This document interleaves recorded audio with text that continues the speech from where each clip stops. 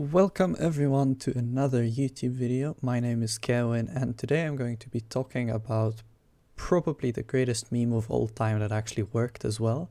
I'm going to be talking about the fantastic, never should have worked composition that is Thor Banshee versus Protoss. Think about that for a second. Thor Banshee versus Protoss. Now you hear this and you might think to yourself, well Kevin, that sounds like it loses to Sentry Zealot, and you'd think so. That's what I said when I first heard of this. But in reality, Thor Banshee is actually powerful. Surprisingly so. Now today I'm going to be taking a look at two games from uThermal from when this was played. The Thor Banshee meme kind of originated about a year and a half ago. Time kind of flies, maybe even more, maybe 2 years. Anyway, I'll be taking a few games that were played when this meme first surfaced. The first one is going to be versus Harstem, the second one is going to be versus Stats. And basically there were like two main builds to get into Thor Banshee. One of them is more economic, one of them is more aggressive. I'll take a look at both of them, and then for the third game I'm gonna throw in a surprise game, which you can stick around to see if you want. Without further ado, now I'm going to go into analyzing both games of Thor Banshee. So let's get right into that. Alright, let's dive into game number 1. This game is going to be between uThermal and Harstem. As you can see, the map is quite old because this game was played a while ago when this meme just began, but I'm still going to analyze it as it's still relevant to how to play Thor Banshee. Now, there were a few more recent games of this, like uThermal played this versus Showtime, I think, on Death Aura, and maybe Mana as well in some more recent online tournaments. But I decided to go to the original video replays I have of this. This is going to be a normal barracks expand in this game from uThermal, so it's going to be barracks and gas. One key thing to note, because this was quite a while ago, there are going to be a few things here that have changed from the meta when this game was played to our meta. I'll mention them, but it's things like SCV scouting and bunker timing, and the all-ins that were common or not common back then that might affect how we adjust this to nowadays. So, very normal, we're going to be expanding after this barracks. Repair. CC. Now, as you can see, like I mentioned, this is both a tournament. This was, if I recall correctly, this was even a tournament game, so it could be mind games, but it's also that things like the proxy void ray weren't as common back then, or the proxy gate, not quite as common. So SCV scouting nowadays, especially on ladder, is probably the better thing to do. You should probably SCV scout. Now, it can be an 18 or 19. 19 would be the SCV that finishes the barracks. Now, you can choose not to SCV scout as well, that's fine, but it comes with risk. So I'm telling you, you should consider it at least. Oop, that's the production tab. After this, of course, we go depot, we go marine after the Reaper. We're going to be making a factory soon. And again, in a more modern way of how we play nowadays, especially on ladder, we would be making the bunker right now, with this SCV that finished the depot. Because this is an older game, the bunker is going to be coming down after the CC finishes. And we go reactor after marine. There's a gas already making. And pretty much it. Scout a bit with the Reaper. Nothing important to see. Robo opener. And that's it. The way we play Thor Banshee this game, like I said in the intro, is that this is the economic one. Now, we're going to be making a relatively fast third base, and we're going to be making almost every starport unit besides the BC. The Viking and Liberator are not going to be made, but we're going to be making both a Medivac and a Raven before the Banshees. So that means we're going to be playing a Widowmine drop. In this game, uThermal opts to go for 3 Widowmines. You can choose to do 2 Widowmines and a Hellion first and then 2 Widowmines for more scouting if you want. You can also choose to do only 2 Widowmines. This allows you to get faster tanks that would delay your third base, but would make you safer. Or you can do 3 Widowmines just like this game. At any rate, we have a starport on the way, we have Widowmines on the way. I'm going to fast forward a bit more. There's a bunker here. Nothing too important going on. And when the last round of production from these two buildings finishes, we're going to be making tech lab, and a third CC. This is what I meant by this is both economic and honestly for our days a bit maybe even greedy. This is a very fast third. Not extremely fast, but it is a fast third base. We want to be making tech lab here. And this third base, like I said, you can choose to cut one Widow Mine and get faster siege tank. It would delay your CC a bit and probably the Raven as well. But things like the Stalker 4-gate blink all in would be less scary if you did it. So know your opponent or your what's common in your MMR range and make a decision based on that. And that's all. When these tech lab finishes, we want to be starting a Raven first if, again, you're playing more greedy. And then a tank. And when we start production from these, we're going to be making 2 extra gases. So pretty fast gases. You can look, we don't have too many SCVs before we go into these gases. And we're going to be making siege tanks, Ravens, and now when the Raven finish, this is when we go into Banshees. We're going to get a Cloak and a Banshee immediately. And the Raven and the Marines are very good at denying scouting. You don't let this observer in, so the Protoss doesn't know you're playing Banshees. If they see a Raven, there's no reason for them to suspect you're playing Banshees, right? And also you deny them from scouting you play mech later on. So this force is very powerful at denying vision. uThermal chase this here, you don't have to do this if this is scary, you can just camp the ledge like in this area as well. When we can afford it, of course, by the way, get an eBay. We want the eBay because it helps us make a few missile turrets against prisms and just spend the money as mech. So we get an eBay when we can afford it, and when we can afford it, we get 2 extra factories. This game it actually gets scouted by hallucination, which is quite unfortunate, but you're not playing normal mech, you're playing Thor Banshee, which nobody will expect because, again, why would you play Thor Banshee? And when Protoss scouts mech, they usually make a lot of Archons because Archons absolutely destroy siege tank based armies. But Thors are actually surprisingly good at dealing with Archons. So if this gets scouted at the phase of you building factories before Thors, it's okay. The game's not over yet. So we get these factories. We instantly want to be making gases at our third base. We want to instantly mine gas there. It's very important. Now, uThermal keeps 1 Banshee at home before moving out, because 2 Banshees together one-shot probes, and most Protosses don't scout these Banshees after the Raven. So he waits for 2 and then sends them across the map. Now, making these sorts of walls is very nice for you, so you don't die to early mass gateway pushes.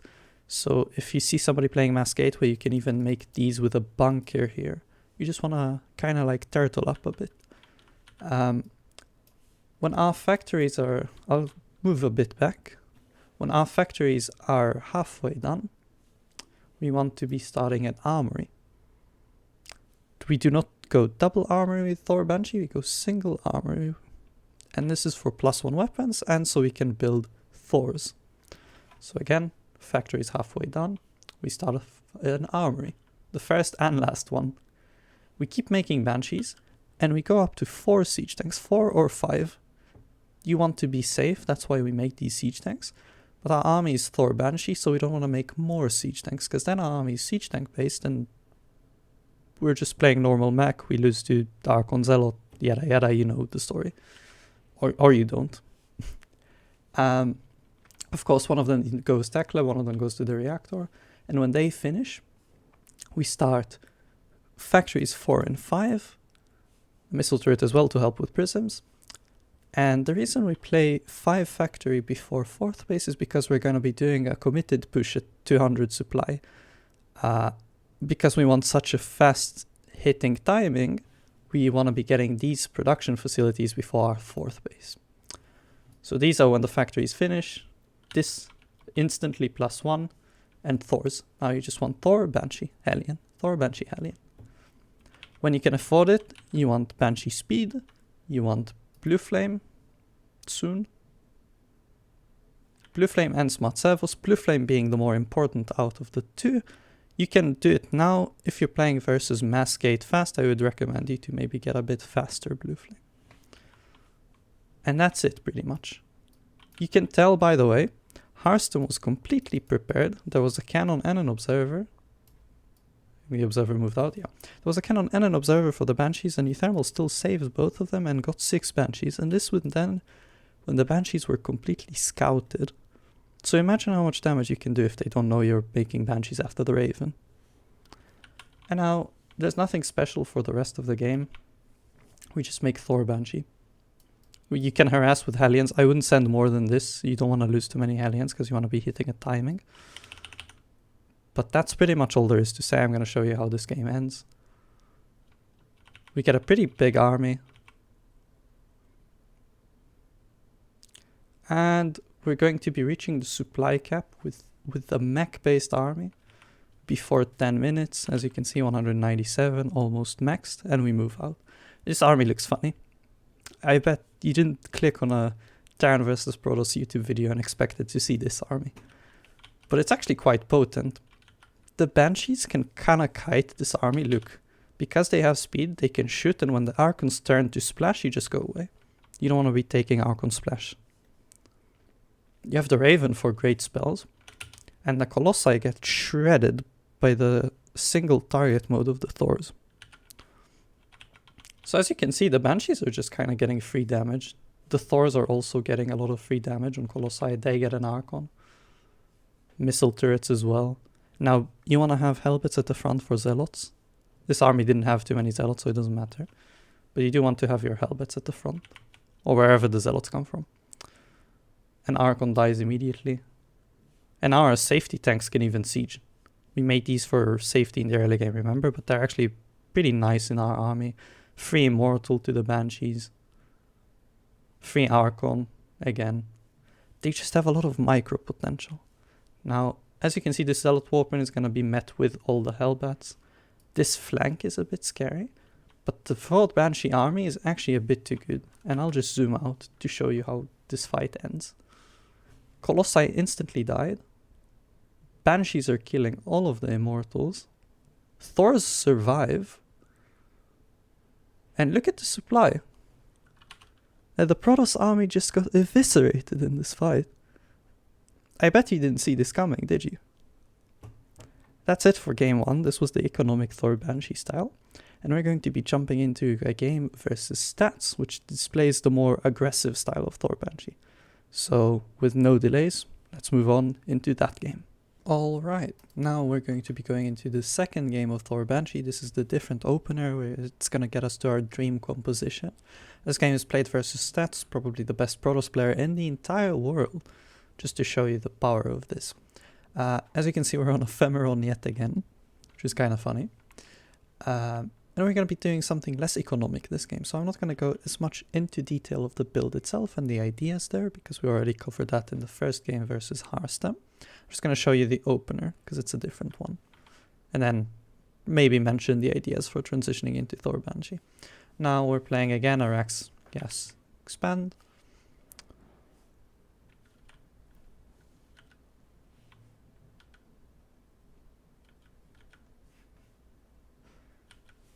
As you can see, this was a ladder game and not a tournament game, so uThermal does go for the more kind of common nowadays bunker of After Depot. We have a pretty fast gas here as well, because of course we didn't SCV scout this game, so we have a lot more minerals. Now, this game uThermal makes a Hellion. This Hellion is going to help you scout a lot. And a tech lab after the Hellion, because we're not going to be playing with a mine drop this game, we're going to be playing a tank push. But before the tanks, of course, this tech lab is for Banshees. We're not going to be making Ravens, none of that nonsense. We're going to be making Banshees from the game start. So instantly we want to be making Banshee and Cloak, tech lab on the factory. And your first Banshee is going to harass. Basically, Cloak is halfway done when the Banshee finishes and should be around done when you hit the opponent's base. We want to be making our third CC now. after the first Banshee finished and the second one is in production, and right before the second tank finishes. As you can see, the CC is about half a minute and maybe even more later than the CC in the previous game versus Harstem. Now, we want to be making a second tank and 2 gases after our second tank. Again, very fast gases because we're playing mech. Even a gas-heavy style of mech. When this second tank finishes, we want to be moving out. This should line up with the second Banshee as well. Take all the Marines, grab like 2-3 SCVs, and we want to be moving out. This is funny because this game, a lot of times, by the way, these pushes are very good. Sometimes versus robo-first styles, you can just get way ahead. You kill a third base. At this game, this push got completely shut down. This push achieved nothing. And by the power of Thor Banshee, we're still going to be winning this game pretty convincingly even. Again, just like last game, there's an eBay to spend money. We're going to be making tank Banshee. And yeah, so the idea of the push is you arrive, you have Banshees, and you're going to be making bunkers. Here there's already a Colossus. This style isn't as common nowadays. You can see that this barely gets saved. Most of your ladder opponents are probably not stats though, so a lot of games you will be able to kill this Nexus. Doesn't matter though. At home you could see that we were making our factories already. While we were moving out, basically, we began them. When the 30C is near finishing. And yeah, we're gonna land our base. We're gonna get gases as soon as the scouting adept goes away, or even before, because we're pushing, we can't clear it quite yet. And of course there's an armory, just like the first game, to make Thors and +1.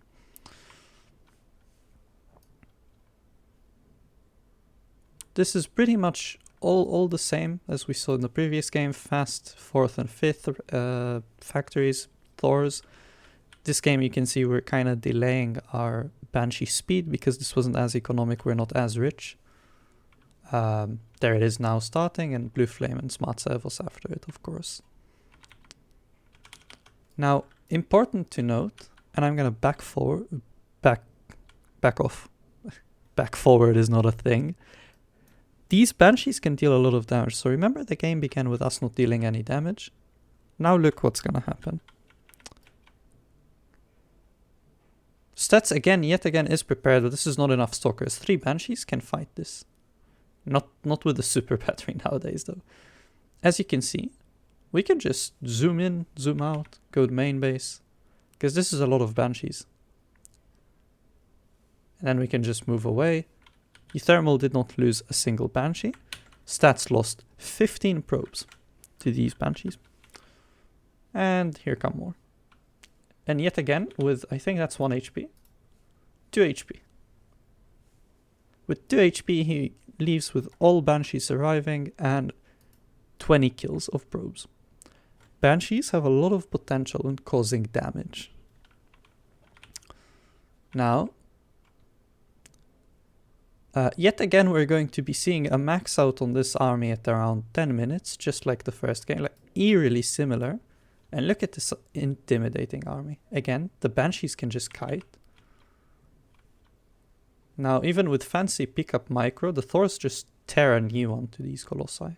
And look at this army. When is the last time you made a Protoss army of Colossi run away from you in fear? That's not very common, is it? And now all of our Thors are not even fighting, and we're still gonna win this fight pretty much.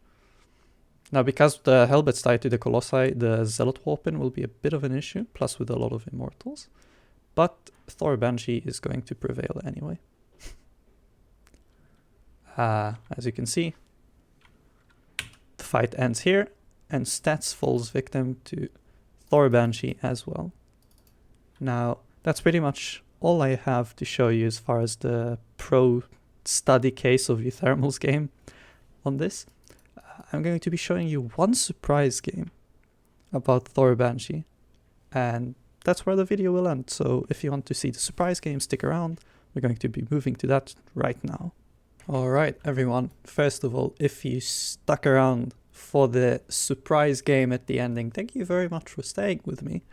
The game I chose to bring you for the last game, the surprise game, is a game I played in a grand finals of the last Israeli tournament.